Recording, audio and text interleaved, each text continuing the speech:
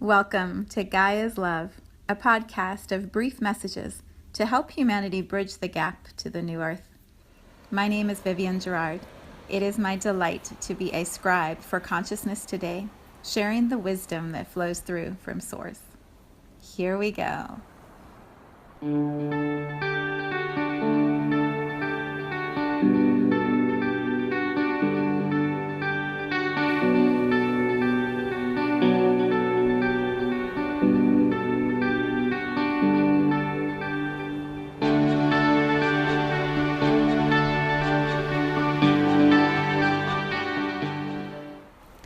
Episode 153. It is Monday here in Cincinnati. Gorgeous today. Blue sky, sunshine. It's warming up a little bit. Didn't have to wear a big thick jacket when I walked Star, so he heard his name. Star's shaking it off on a Monday morning. It is an interesting week though. We have cold and warm, and who knows what's going to happen this week here in Cincinnati with the weather, but I am trusting it's all perfect. So today I am pondering this idea of genius, and I'll start by offering the definition that caught my attention.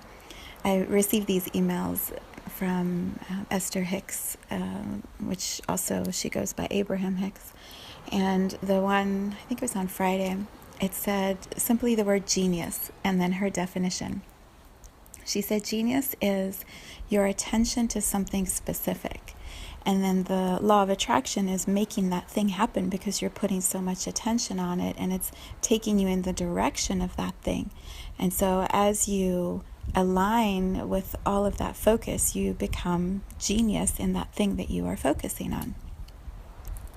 When I read it, I remember thinking, it's close. It's not quite how I would describe it, but I like that definition more than what the dictionary says. So the dictionary, many of the definitions I read this morning, it offers genius as something unusual or exceptional, and it's only very intelligent or bright people who are geniuses. The one definition, it said attendant spirit. So implying you're either born with this genius spirit or you aren't. And so it's some exclusive thing that only is accessible to those who are born with the attendant spirit. And I don't agree with that. I agree much more with how Esther Hicks described it. So I thought we would sort of play with that idea, and I'm going to bring in a couple examples that I experienced this weekend. I do believe whatever we focus on expands, and that as we direct our attention at something very specific, we're expanding that thing that we're directing our attention on. So if we're going to learn to study Spanish, for example, and practice speaking the language, and we're putting a lot of time, a lot of attention into learning the new language, and then we're practicing it and we're expanding it, we're going to become very fluent in a language because so much of our time and energy is being put on it. It was like that for me when I started to study how to read energy. I was in my 40s. I think I was 41 when I started learning about this idea of energy as a tool, as a thing that we can play with and define and create form from. And the more attention I put on it, the more energy I invested into it, the better and better I got at it. And so I would definitely say I am in my genius when I'm reading energy. It's something that I have focused on with such attention that it has developed into a skill that I'm really good at. But it's not something that I was born as an attendant spirit that I'm the only one who can do that. It's not so. So here's a couple examples. This weekend we went to see a play at my husband's school, and it was beautiful and intense, and it was a high school drama, so it was and these are very talented high school students who study drama as one of their majors, and so they're very, very skilled, appearing much older than their age. And when we went into the theater, my husband, who is genius at set design, had built a pool in the middle of the stage and then built up the stage around it and created this set that offered these students the structure and the resources they needed that they could really create something amazing. The students have a teacher who had a very clear vision of what she wanted and how it would feel. She designed the lighting, the sound, the mood. She guided her students through the training and the practice. All of them focused their attention on this one specific piece of drama and expanded it, and it was flawless. It was absolutely flawless. It was one of the best shows that I've seen at the school, and there are some awesome shows at the school. They brought in this magical element of water as part of the play.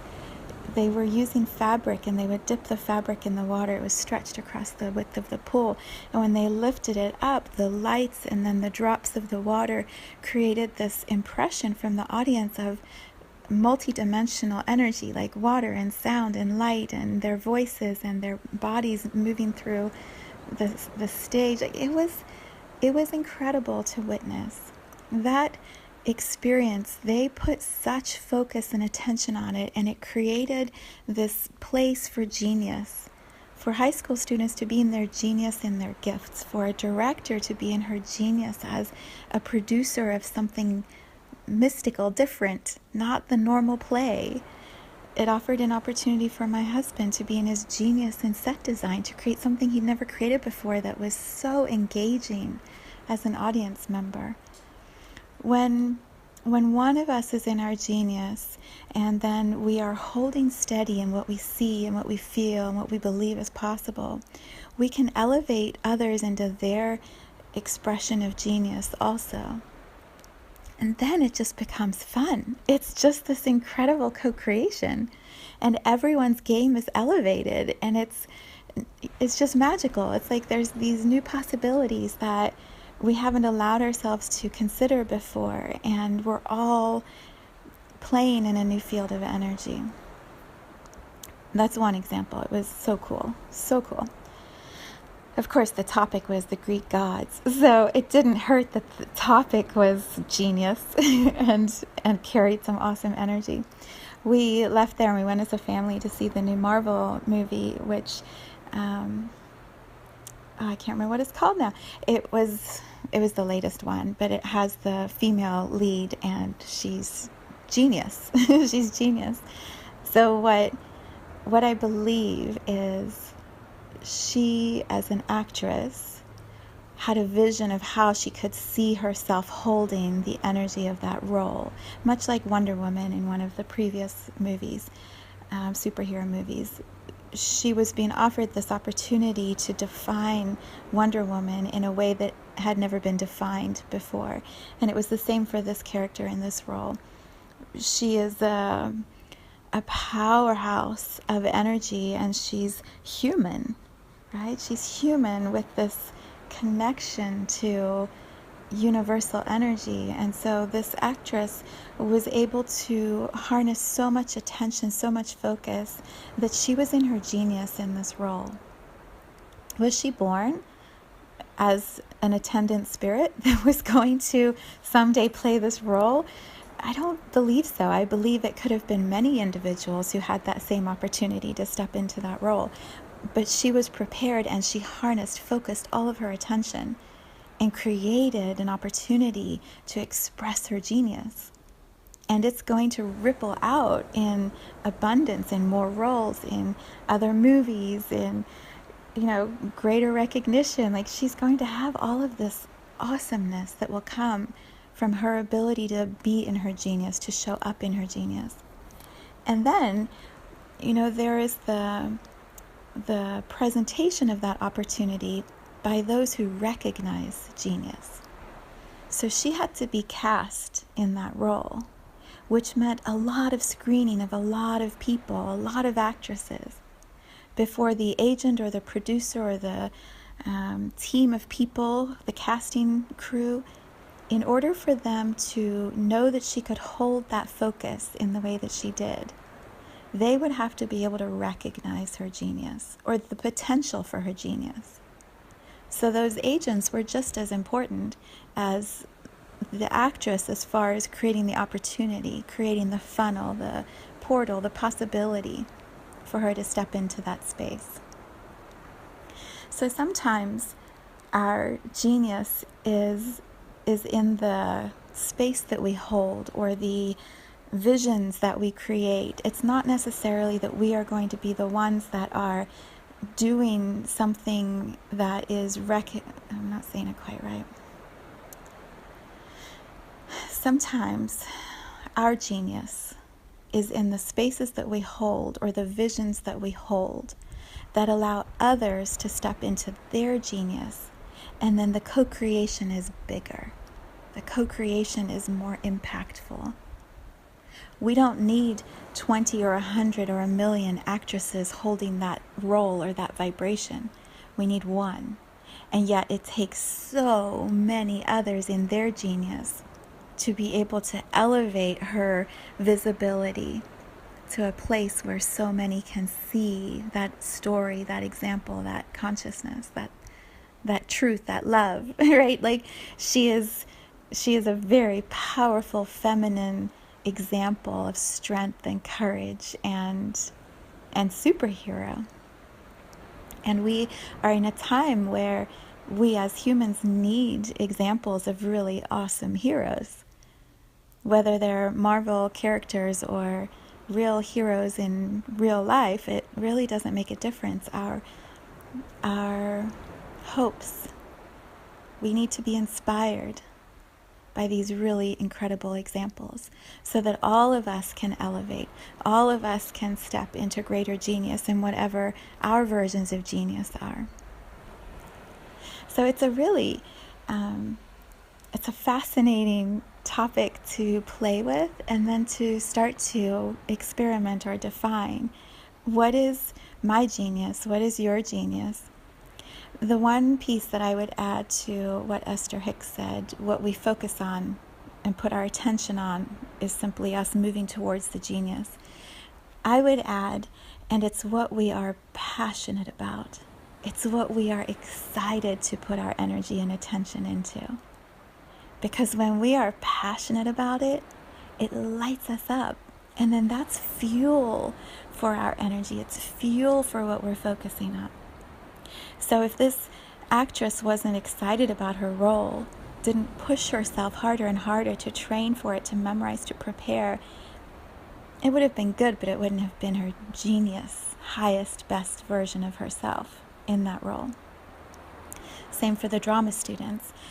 Their willingness and commitment to their craft of memorizing these lines, they were standing on stage and just saying these incredible monologues that were flawless. It was so beautiful to witness because I don't have that ability to memorize lines like that and then repeat them in that way. So I'm amazed when I see it happening in front of me.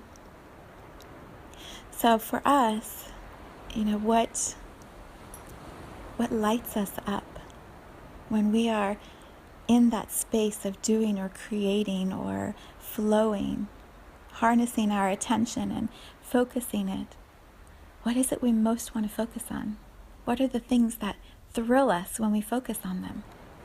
And then how do we expand that and put our energy and attention towards it and develop our craft so that we are stepping into alignment with expressing our genius?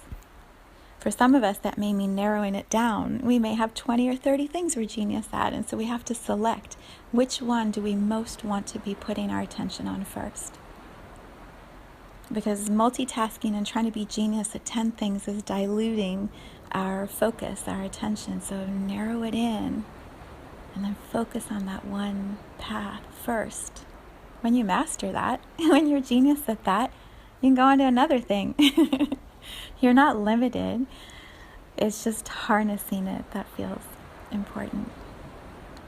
So that's the energy of this Monday morning, recognizing genius within ourselves and those around us. It's going to be a good week.